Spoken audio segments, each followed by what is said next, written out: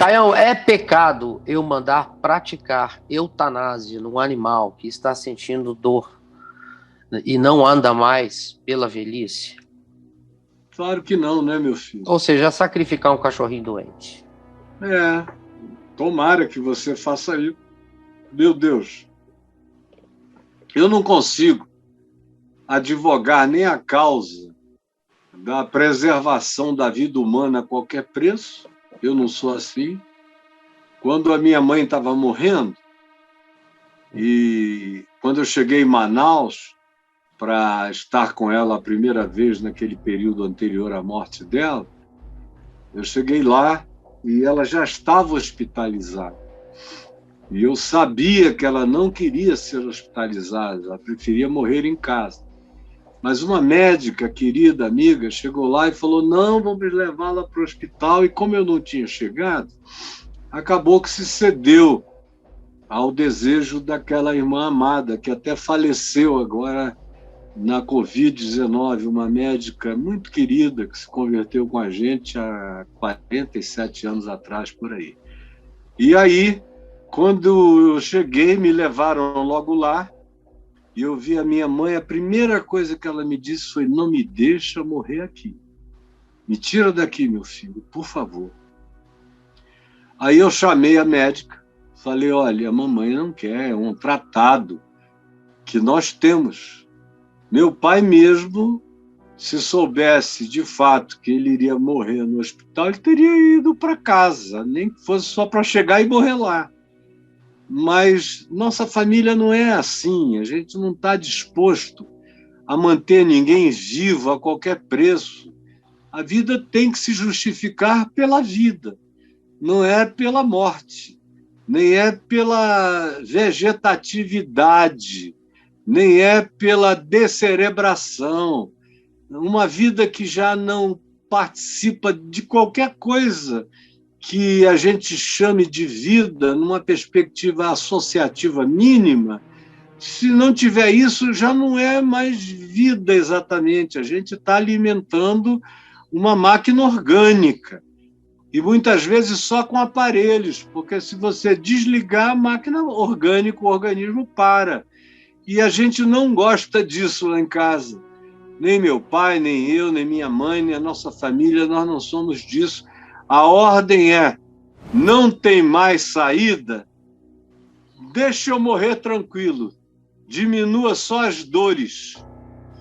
É isso que eu quero para mim, foi isso que eu pedi para meu pai, é isso que eu recomendo a todo mundo. E aí tirei minha mãe de lá. Que trabalho que deu para tirar depois que entrou? Porque os médicos não queriam. Aí veio essa médica, querida mesmo, que eu senti muito o falecimento dela no passado, e me falou: pastorzinho, olha só, se ela ficar aqui no hospital, eu garanto ao senhor que ela terá mais 6 meses de vida. Aí eu falei: não, você está me garantindo que se ela ficar no hospital, ela terá mais 6 meses de existência, com a vida se esvaindo dia a dia, e com dores enormes. Toda vez que ela acordar é para dor, e vão botá-la para dormir para anestesiar. Então, não. Aí veio o hospital e disse: então o senhor espere uns 2 dias, porque a nossa próxima ambulância só vai estar liberada daqui a 2 dias. Talvez menos, mas é por aí. Aí eu falei: não estou pedindo nenhuma ajuda de vocês. Se vocês não quiserem assinar a liberação, eu assino. Fiz um documento à mão, assinei, minhas irmãs assinaram, levei lá e falei: olha, estamos tirando a minha mãe. Aí eles disseram: em que ambulância? Eu falei: já contratei uma, está esperando aí na porta. Ah, é? Eu falei: é. Desçam com a maca até lá, porque, do contrário, nós vamos levá-la na maca do quarto. Ah, não, pode deixar. Eu digo: então, por favor, sejam ágeis. E aí fizeram, ela foi para casa, ainda viveu mais 2 meses e meio, mais ou menos, até vir a falecer. E o que nós demos para ela foi o máximo de analgésicos que diminuíssem aquela dor ou as dores atrozes que ela tinha. Os ossos dela estavam atacados, tinha muita coisa para doer muito na passagem dela, e foi o que a gente fez. Então, é o que qualquer pessoa de bom senso faz.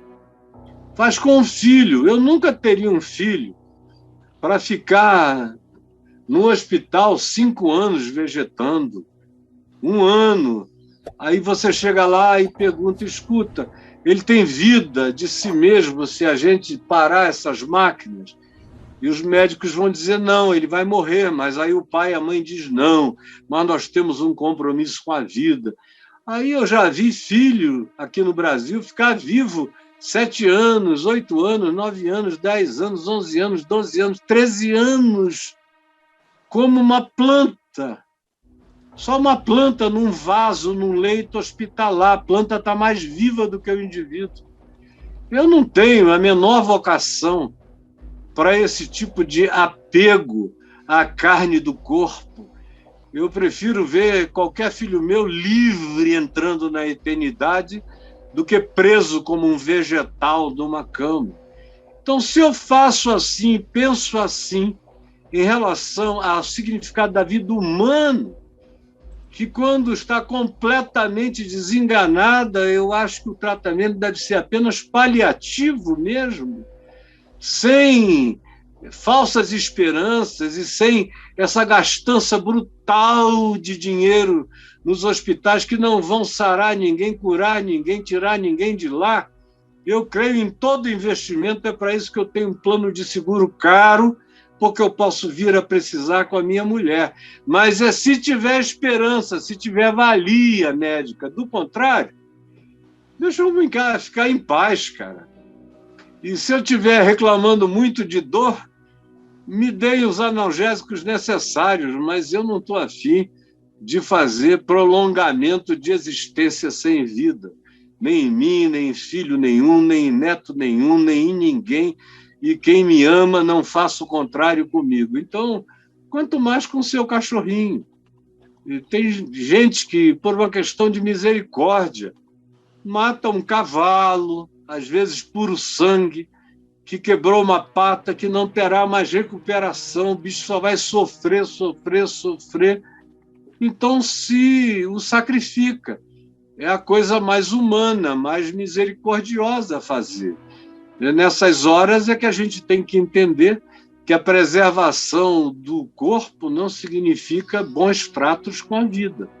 A vida vem em primeiro lugar, e se o corpo já não carregar a vida, já não é mais vida que está ali, é apenas uma máquina orgânico-solar. E aí? É isso aí, Caião. Tá todo mundo perguntando no YouTube, para finalizar essa história da sua mãe, de que a sua mãe morreu? A minha mãe morreu de velha. E só que como ela, desde nova, teve muitos problemas ósseos, e desde nova, minha mãe, ela e minha avó cresceram muito pobres no interior do Amazonas. Muito pobres. E o pai da minha mãe era um mulherengo totalmente acanalhado, sem responsabilidade com a família, que trabalhava como maquinista nos barcos e nos navios que trafegavam pelos rios da Amazônia no século XIX, início do século XX. E era um tempo de muita doença venérea e de muita sífilis, abundante sífilis. Então, um cara que vivia como ele acabava morrendo de combinações venéreas e sifilíticas, que se juntavam e matavam o cara novo, com 45, 50 anos, já estava morrendo. Foi o caso dele. Então, a minha avó tinha que fazer das tripas coração para sustentar a família, à base de plantio no fundo do quintal. Era mandioca, eram as hortaliças variadas que ela cultivava ali, eram as galinhas, ela usava muito galinhas, e ela tinha sempre as galinhas e ovo, muito ovo, de modo que a minha mãe e o meu tio, como não tinham dinheiro, toda manhã, antes de irem para a escola, eles pegavam uma vasilha cheia de ovos de galinhas e iam pela vizinhança vender. E do dinheirinho que eles apuravam era com que eles compravam um arroz, um feijão, para misturar com uma carninha de galinha ou um ovo frito, alguma coisa assim. O resto era chibé, água com farinha. E também trabalhava-se muito com o pé no molhado, com água até o joelho, tirando juta, fazendo outras limpezas nas várzeas para os animais. E aquilo era um criador, um promotor de doenças ósseas, por causa do frio, da água, da diferença de temperatura, do excesso de umidade. Não era raro você ver as pessoas começarem a entortar os dedos dos pés, das mãos, muito nova. A minha avó, muito nova, já estava com os pés tortos. Não tinha cura para aquilo. Os dedos das mãos foram ficando completamente tortos. Os joelhos foram calcificando e os ossos perderam toda a liquidez das juntas. E aí a minha avó foi uma, por exemplo, que morreu da cegueira, da catarata. Naquele tempo não tinha operação, quem ficava com catarata ficava cego. E a catarata ainda piorou muito mais o estado dela, de modo que ela nem foi tão longeva. A doença a matou antes da minha mãe, que só morreu aos 87. Mamãe foi mais bem cuidada. Ela fez o curso normal, foi ser professora nas escolas pobrezinhas do interior. A Adriana fica impressionada, porque quase todas as cidades mencionadas no interior do Amazonas, eu digo, mamãe já deu aula aí. Mamãe já foi professora aí. Então, ela teve uma vida muito difícil também, até casar com o papai. Foi meu pai que levou minha avó, meu tio, minha mãe para o ambiente de Manaus, e ele era de outra família, de outro ambiente cultural e econômico, e propiciou para elas uma vida melhor. Mas minha avó já estava liquidada, meu tio já estava liquidado, ele pegou a carga cefilítica do meu avô, que o transtornou geneticamente. Ele tinha os ombros estreitinhos, ele tinha uma bunda enorme, parecia de uma mulher de bunda avantajada, ele tinha mamilos meio saltados, a voz dele era fina. Ele pegou aquela carga de sífilis terrível e foi doente demais, e desde criança isso atingiu a mente, o cérebro dele, de modo que ele foi crescendo com uma leve esquizofrenia que depois se tornou enormemente intensa. E também naquele tempo, você não tinha remédio para nada, era hospício e choque, hospício e choque. E lá em casa ninguém queria pô-lo no hospício e muito menos submetê-lo a choque.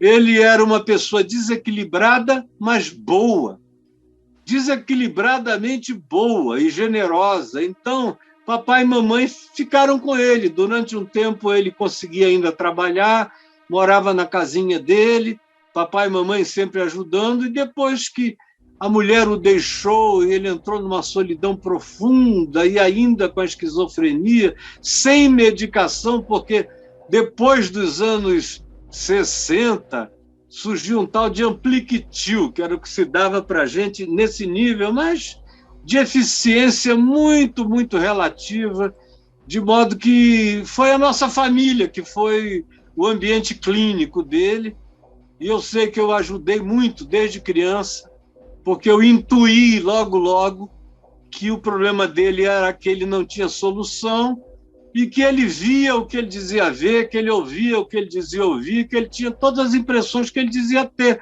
E ao invés de dizer para ele que não tinha nada ali para ver ou para ouvir ou qualquer coisa, eu comecei a dizer mesmo, né?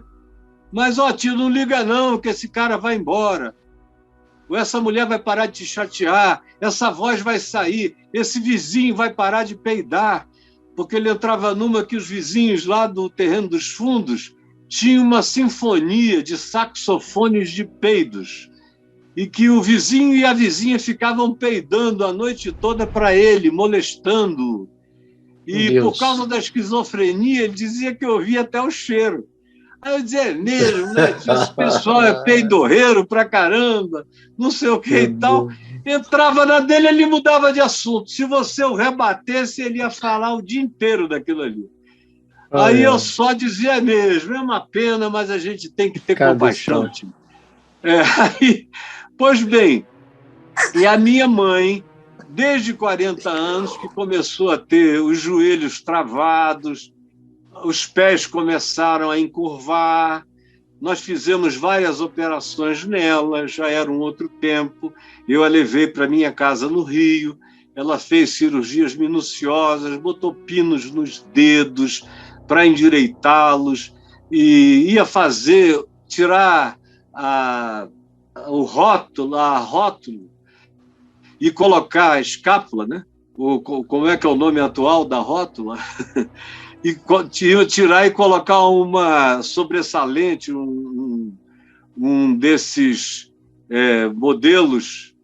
E hoje a minha cabeça está meio cansada. É o omoplata, Caio? Esse osso aqui, ó? Não, é do joelho. Do joelho. É do joelho. É o joelho mesmo. Então, a rótula. E ela ia tirar e colocar um aparelho ali para fazer a vez disso. Mas na última hora ela desistiu e nós demos força para ela, ia ser uma coisa muito desgastante para a bichinha. E aí nós só fomos fazendo muita assistência e forçando a muita coisa. Ela nunca deixou de desistir, de dirigir. Até 80 anos ela andava pela cidade toda bem devagar, andava a pé devagar. Depois ela andava com aquele empurrador, mas ela fazia questão de fazer tudo que ela pudesse fazer, de modo que ela manteve a utilidade dela até morrer. Pouco antes de morrer, ela aprendeu a usar a internet. De 80 anos até 87, ela foi uma interneteira. E quem estava na moda naquele tempo era o Facebook. Ela atendeu centenas de jovens que ela aconselhava, ela tinha quase que um aconselhamento terapêutico ali, gente entrando de dia e de noite, e ela aconselhando, até uns 6 meses antes de morrer, quando ela parou de vez. Antes de ficar doente, aliás, ela parou de vez. Mas foi disso que ela veio a falecer. Por outro lado, por causa da falta de movimentação, ela esgarçou muito a musculatura do ventre, de forma que ela fez algumas cirurgias para colocar telas no estômago, para que as hérnias não se aproveitassem da musculatura frágil e esgarçada e vazassem.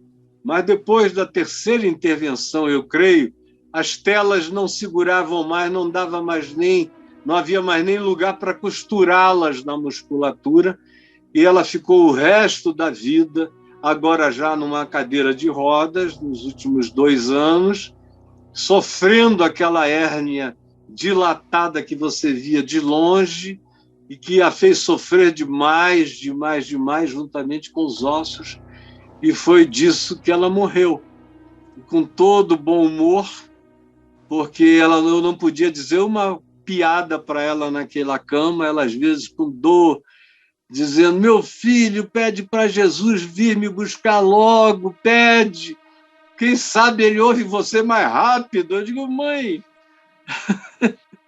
se ele me ouvisse mais rápido, papai não teria ficado quase 60 dias naquele hospital, sendo aberto para um lado e para o outro, porque eu sabia que tudo que ele queria era ir. Embora eu chamasse, ele voltasse. No dia que ele me disse, não me chame mais, eu não chamei mais, ele foi. Agora eu estou pedindo e eu acho que Jesus está com problema em relação a você. Aí ela ria.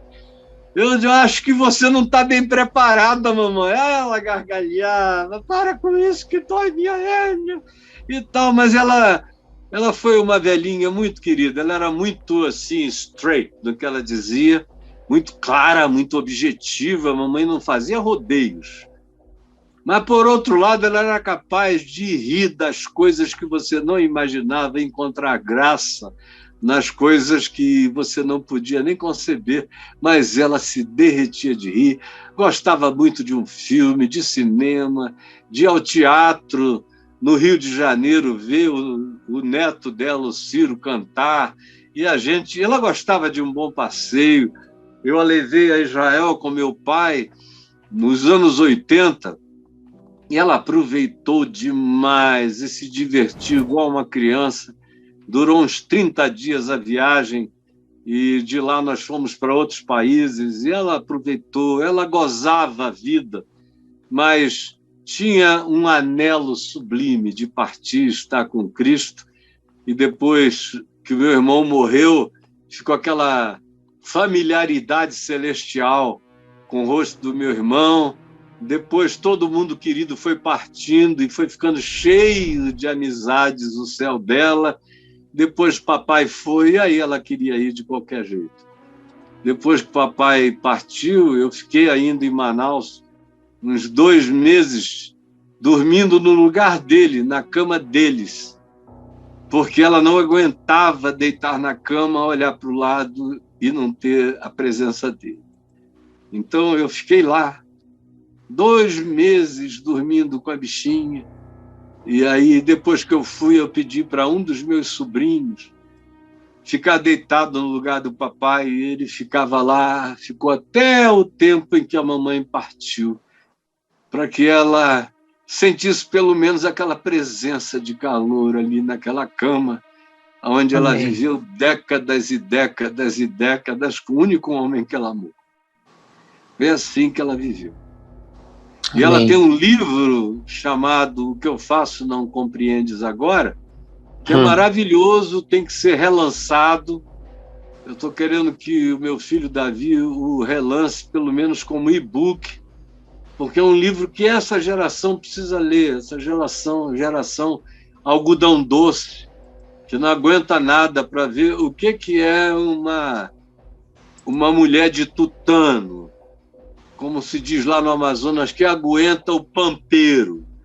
Então, é uma velha dessas do pampeiro, que aguenta até o fim, e se o diabo fizer careta, ela dá com a colher de pau no meio da cabeça.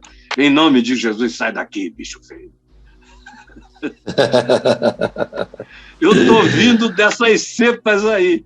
Ontem eu estava conversando com a minha irmã Aninha, aí a gente falando dos nossos pais, no final, aí ela brincou, dizendo que os meus sobrinhos lá em Manaus dizem aonde houve Caio e Laci, as cepas não são diferentes. A gente estava falando das cepas humanas, né? Então, até os meninos lá, todo mundo sabe. Foi um privilégio ter convivido com aquelas 2 santidades, aquelas pessoinhas maravilhosas.